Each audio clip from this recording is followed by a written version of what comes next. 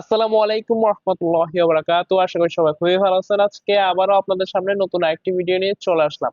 আজকের এই ভিডিওটিতে আমি আপনাদের সাথে কথা বলবো আমাদের ফিশ কিপিং হবির অন্যতম কন্ট্রোভার্সিয়াল টপিক নিয়ে। টপিকটা হলো উইদাউট ফিল্টার একটা ছোট্ট জারের মধ্যে কি কোনোভাবে বেটা ফিশকে পালন করা যায়? তো এই প্রশ্নটা যখনই আমাদের ফিশ কিপারদের সামনে চলে আসে তখন আমরা সাধারণত দুই ধরনের উত্তর পাই। এক দল বলতে চায় যে পালন করা যাবে না, আরেক দল বলতে চায় যে খুবই সহজে পালন করা যেতে পারে। তো এই বিষয় নিয়ে আমার কি মতামত রয়েছে তা আজকের এই ভিডিওর মাধ্যমে আমি আপনাদের সামনে তুলে ধরবো। আর ভিডিও শুরু করার আগে একটা ছোট্ট ডিসক্লেইমার, আজকের এই ভিডিওর মাধ্যমে কোনো ধরনের জারকে প্রমোট করা হচ্ছে না। আর আজকের এই ভিডিওটি করা হচ্ছে শুধুমাত্র ফাইটার ফিশকে নিয়ে। তাই আদার্স কোনো ফিশকে ফাইটার ফিশের সাথে তুলনা করে জারে পালন করার চেষ্টা একদমই করবেন না। আর যেহেতু আজকের এই ভিডিওটা একটু গুরুত্বপূর্ণ টপিকের উপর হতে যাচ্ছে তাই শেষ পর্যন্ত দেখার অনুরোধ রইল। তো চলেন আর কোনো ধরনের কথা না বাড়াই সরাসরি আজকের এই ভিডিওটি শুরু করি।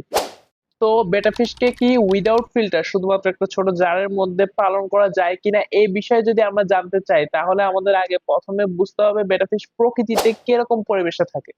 তো বেটা ফিশ প্রকৃতিতে যে সকল জায়গায় পাওয়া যায় সে সকল জায়গার পানির ঘনত্ব অনেক কম হয়ে থাকে। অর্থাৎ ধান ক্ষেত টাইপের জায়গাগুলোতে বেশি বেটা ফিশকে পাওয়া যায় প্রকৃতিতে। সেখানকার পানির তাপমাত্রা একটু হাই হয়ে থাকে, পিএইচ লেভেল একটু কম থাকে, পানিতে অক্সিজেন খুবই কম থাকে। তারপর পানিটা একটু ক্লাউডি হয়ে থাকে, সফট ওয়াটার হয়ে থাকে এবং পানির মুভমেন্ট খুবই কম হয়ে থাকে।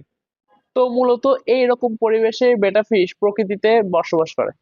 তো এখন প্রশ্ন আসতে পারে কিভাবে খুবই কম অক্সিজেন যুক্ত পানিতেও বেটা ফিশ খুবই সহজে সার্ভাইভ করতে পারে। তো এর প্রধান কারণ হলো বেটা ফিশ হলো ল্যাব্রান্থ ফিশ। বেটা ফিশ তার ল্যাব্রান্থ অর্গান দিয়ে সরাসরি বাতাস থেকে অক্সিজেন গ্রহণ করতে পারে। তাই পানিতে যখন অতিরিক্ত কম পরিমাণের অক্সিজেন ডিজলভ থাকে তখনও বেটা ফিশ সরাসরি পানির উপর থেকে অক্সিজেন গ্রহণ করে খুবই সহজে কম অক্সিজেন যুক্ত পানিতেও বসবাস করতে পারে।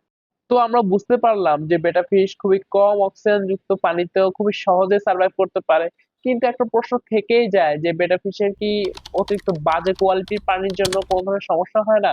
তো এর উত্তর হলো অবশ্যই হয়। সব মাছের মধ্যে বেটা ফিশেরও বিভিন্ন ধরনের ডিজিজ হয়, যেরকম ব্যাকটেরিয়াল ডিজিজ হতে পারে, ফাঙ্গাল ডিজিজ হতে পারে। অতিরিক্ত বাজে কোয়ালিটির খাবারের জন্য বেটা ফিশের ইন্টারনাল প্যারাসাইটের প্রবলেম হতে পারে।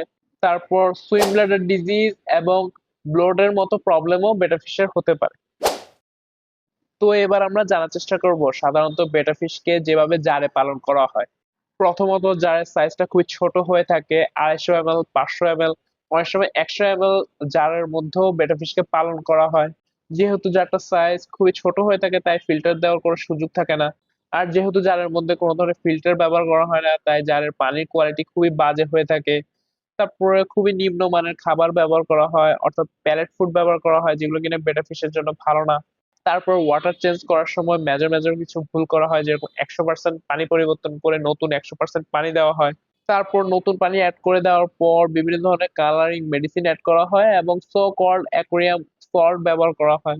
তো এরকম আরো বিভিন্ন ধরনের ভুল পদ্ধতি অবলম্বন করার মাধ্যমে বেটা ফিশকে জারের মধ্যে পালন করা হয়, যার ফলে বেটা ফিশ সে জারের মধ্যে লম্বা সময় ধরে সার্ভাইভ করতে পারে না। সর্বোচ্চ 3 থেকে 4 মাস সার্ভাইভ করে, অনেক সময় তাও করে না।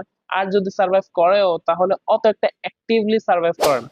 তো এখন প্রশ্ন হতে পারে আসলেই কি জারে বেটা ফিশকে কোনোভাবে পালন করা সম্ভব না উইদাউট ফিল্টার? তো এর উত্তর হলো হ্যাঁ, সম্ভব। কিন্তু এতক্ষণ আমরা যেরকম শুনছিলাম বেটা ফিশকে সাধারণত যেভাবে জারের মধ্যে পালন করা হয় এভাবে যদি আমরা পালন না করে একটু ভিন্ন উপায়ে পালন করি তাহলে আগের তুলনায় জারে আমরা বেটা ফিশকে আরো ভালো রাখতে পারবো। তো বেটা ফিশকে জারে ভালোভাবে পালন করার জন্য তার পালন প্রক্রিয়াটা কিছুটা এরকম হতে পারে। আমরা প্রথমত বেটার জারটার সাইজ একটু বড় নেওয়ার চেষ্টা করব, অর্থাৎ 2 থেকে 4 লিটার পানি ধরে এরকম সাইজের জার আমরা সিলেক্ট করব। বেটার জারের মধ্যে আমরা অযথা কোনো ধরনের ট্যাঙ্ক মেশ দিব না। বেটার জার সেট আপ করার সময় আমরা চাইলে প্লান্টস অ্যাড করে দিতে পারি যেটা কিনা বেটাকে আরো ন্যাচারাল ফিল দিবে। বেটার পানি সেটআপ দেওয়ার সময় আমরা বাদাম পাতা ইউজ করতে পারি যেটা কিনা পানির কোয়ালিটিটাকে আরো ভালো করবে, পানিকে সফট করবে, পিএইচটাকে কন্ট্রোলে রাখবে যেটা কিনা বেটার জন্য আরো বেশি ভালো হবে। আমরা ওয়াটার চেঞ্জিং এর সময় সবসময় চেষ্টা করব 20% এর বেশি পানি পরিবর্তন না করার জন্য। আমরা 5 দিন বা 4 দিন পর পর আমরা 20% বা 30% পানি পরিবর্তন করে ফেলবো। নিচের বটমে যত ধরনের ময়লা থাকবে সব আমরা বটম থেকে ক্লিয়ার করে ফেলবো, কোনো ধরনের নিচে যাতে ময়লা না থাকে সেই দিকে লক্ষ্য রাখবো। 20% 30% এর বেশি পানি কখনোই চেঞ্জ করবো না। আর 100% পানি তো কখনোই ভুলে চেঞ্জ করবো না। আর পানি চেঞ্জ করার পর কখনোই বিনা কারণে কোনো ধরনের মেডিসিন আমরা ইউজ করবো না। এবং সো কল্ড অ্যাকুরিয়াম সল্ট যেগুলো রয়েছে তাও আমরা ব্যবহার করব না। আর সবসময় চেষ্টা করবো বেটা ফিশকে সবচেয়ে ভালো মানের প্যালেট ফুড খাবার হিসেবে দেওয়ার জন্য। তো এভাবে কয়েকটা দিকে লক্ষ্য রেখে যদি আমরা কাজ করতে পারি তাহলে বেটা ফিশ জারও খুবই ভালো থাকবে। এত কিছুর পরও যদি আপনি আমাকে কোশ্চেন করেন যে বেটা ফিশকে কি জারে পালন করা ভালো হবে নাকি অ্যাকুরিয়ামে, তাহলে আমি বলবো অ্যাকুরিয়ামে বেটা ফিশকে পালন করা বেশি বুদ্ধিমানের কাজ হবে। কারণ আমরা যখন বেটা ফিশকে অ্যাকুরিয়ামে পালন করতে যাব তখন আমরা অনেক ধরনের অপশন পাবো, আমরা অনেকভাবে ট্যাঙ্কটাকে সেট আপ করতে পারবো। আমরা চাইলে ট্যাঙ্কের মধ্যে খুব সহজে ফিল্টার অ্যাড করতে পারবো, কিন্তু জারে এর কিছুই করা যাবে না। আমি বলবো আপনার যদি সামর্থ্য থেকে থাকে তাহলে আপনার অ্যাকুরিয়ামই বেস্ট হবেন, আপনি অ্যাকুরিয়ামের মধ্যে বেটা ফিশকে পালন। আর আপনার যদি একান্তই সামর্থ্য না থাকে আর জারের মধ্যে মাছ পালতে হয় তাহলে এতক্ষণ আমি যেভাবে বললাম আপনি যদি এভাবে চেষ্টা করেন তাহলে আগের তুলনায় জারের মধ্যে বেটা ফিশকে আরো ভালো রাখতে পারবেন। কিন্তু আমি আবারও রিপিট করছি, আপনার যদি সামর্থ্য থেকে থাকে তাহলে অবশ্যই আপনি অ্যাকুরিয়ামের মধ্যে বেটা ফিশকে পালবেন।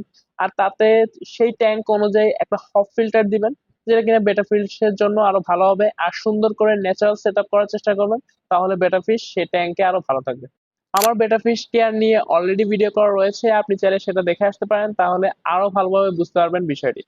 তো আজকের এই ভিডিওটি এ পর্যন্ত ছিল। আজকের এই ভিডিওটি যদি আপনাদের কাছে ভালো লেগে থাকে তাহলে অবশ্যই এই ভিডিওটিতে একটি লাইক দিবেন। কোনো ধরনের অ্যাকুয়ারিয়াম রিলেটেড কোশ্চেন থাকলে অবশ্যই কমেন্ট করে জানাবেন। আর আজকের এই ভিডিও নিয়ে যদি আপনার কোনো ধরনের মন্তব্য থেকে থাকে তাহলে অবশ্যই কমেন্টে আপনার মতামতটি জানিয়ে দিবেন।